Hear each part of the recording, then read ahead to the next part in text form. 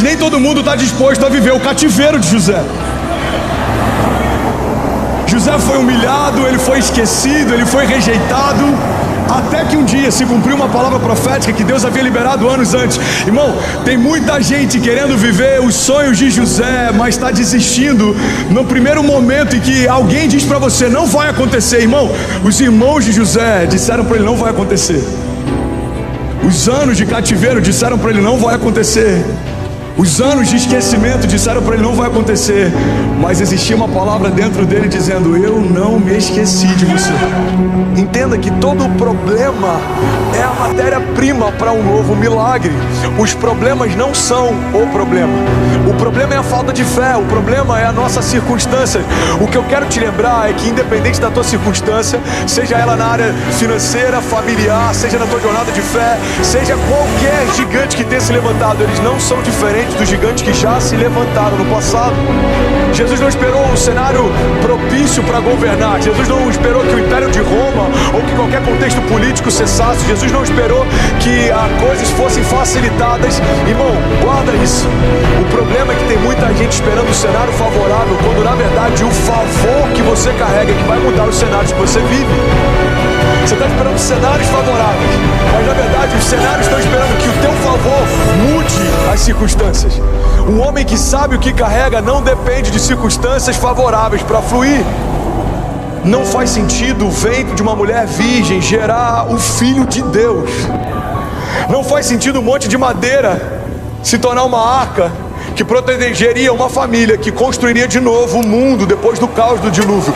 Não faz sentido um homem morto há dias, com um corpo que já fedia, voltar a viver porque um homem do lado de fora chamou ele para fora. Não faz sentido alguém andar sobre as águas. A lei da gravidade diz que isso é impossível, mas só quem gerou a gravidade pode confundi-la. Só quem gerou a matéria pode confundi-la. Talvez nós somos parte da geração mais ansiosa que já viveu. Sem dúvida alguma, os nossos gigantes desse tempo, eles são emocionais, doenças psicossomáticas, pessoas que têm problemas na mente, problemas nos sentimentos. Isso tem irradiado por todo o corpo. Pessoas com síndrome de pânico, depressão. A gente está vivendo tempos difíceis, nosso caráter está sendo forjado em meio ao caos. Tem grande verdade que muitas vezes crises definem a nossa dinâmica, o nosso entusiasmo, a nossa alegria, a nossa esperança. O primeiro convite que eu quero te fazer é deixar de ser refém das circunstâncias, deixar de ser refém daquilo que é exterior. Sabe por que a gente não avança na vida? Porque a gente não consegue ser sincero com a gente mesmo. E a gente às vezes quer disfarçar as nossas limitações falando: não, comigo é não. Se nós não formos sinceros com nós mesmos e com Deus, a gente não sai nem do lugar que a gente está. A gente não avança para lugar nenhum. A gente não valoriza o que já está na mão. A gente só valoriza o que a gente ainda vai ganhar. É por isso que muita gente acaba com o casamento, porque não valoriza o que Deus já colocou do lado. Por isso tem muita gente murmurando do emprego que está. Nem sabe como vai ser a vida sem o emprego, por isso que está murmurando. Então quando alguém morre, você acha que Deus matou a pessoa ou permitiu. A gente não consegue lidar com a morte, porque a gente sempre está botando na conta de Deus o seguinte: eu estou indo na igreja, eu estou fazendo tudo certo, então Deus não vai deixar ninguém morrer do meu lado, então eu nunca vou perder o emprego, eu nunca vou receber um diagnóstico. No entanto, tem pessoas dentro da igreja que receberam vários diagnósticos. No entanto, tem gente aqui que já perdeu entes queridos, tem gente aqui que já foi mandado embora, porque a gente acha que Deus é um Deus que evita coisas, mas Deus é um Deus que te ensina a lidar com as coisas que acontecem contigo. Você pode usar a dor para crescer ou para sofrer, depende de como você está ligado com Deus para lidar com as coisas que te acontecem. Só que a gente não sabe lidar com a perda, a gente não sabe lidar com a dor. A gente quer que Deus dê um jeito pra gente, mas Deus justamente permite as dores e as decepções da vida para a gente aprender a lidar com as coisas. As coisas acontecem sobre os justos e sobre os injustos. A diferença é que sobre os justos sempre tem uma saída, sobre os bons sempre tem um futuro. O meu marido falou que vai sair de casa, Deus não pode permitir. Peraí, deixa eu aproveitar esse momento de dor para fazer uma autorreflexão e saber se ele quer sair de casa porque eu estou falhando em alguma coisa ou se ele precisa melhorar em alguma coisa no caráter. Tem um motivo nessa dor, tem um motivo nessa perda. Você está frustrado? Tem um motivo. Deus quer fazer você crescer hoje. Foi nos meus piores dias que eu comecei a viver a temporada que eu estou vivendo hoje.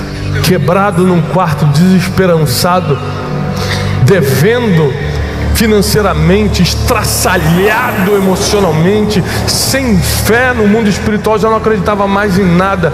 No meio dos meus piores dias, no meio da minha pior tempestade, uma palavra fez com que eu começasse a viver a minha melhor temporada, os meus melhores momentos. Você não sabe, mas o que parece ser o fim do túnel, na verdade pode ser o início de um novo ciclo, de uma nova fase.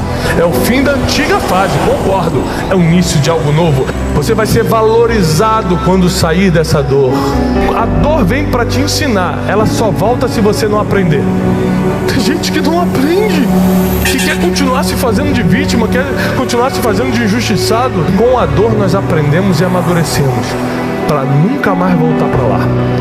Mas tem uma segunda coisa: depois que você aprende como lidar com a dor, você fica apaixonado em ensinar as pessoas a não voltarem para lá também. Porque chegou o tempo de nós crescermos pós-dor, pós-sofrimento, pós-frustração. Fazer todas as coisas certas certamente nos levará a abstermos de grande parte dos nossos problemas, mas não de todos. Por mais esperto e hábil que você seja, por mais assertivo que você seja para realizar algumas tarefas em algumas áreas, ainda assim você terá problema. Sermos assertivos e fazermos as coisas certas nos livrarão dos grandes problemas, mas não de todos. Em todas as áreas da nossa vida, os problemas sempre estarão presentes. Enquanto tiverdes no mundo, vocês tereis aflições. Tem de bom ânimo para prosseguir até o final. Mas é assim que as coisas funcionam. Quando nós olhamos hoje para a mente das pessoas, o problema exatamente está ali. Uma mente ruim, uma mente em trevas, porque a grande caminhada e o grande segredo da vivência é o seguinte: é entender o que controla nossas ações.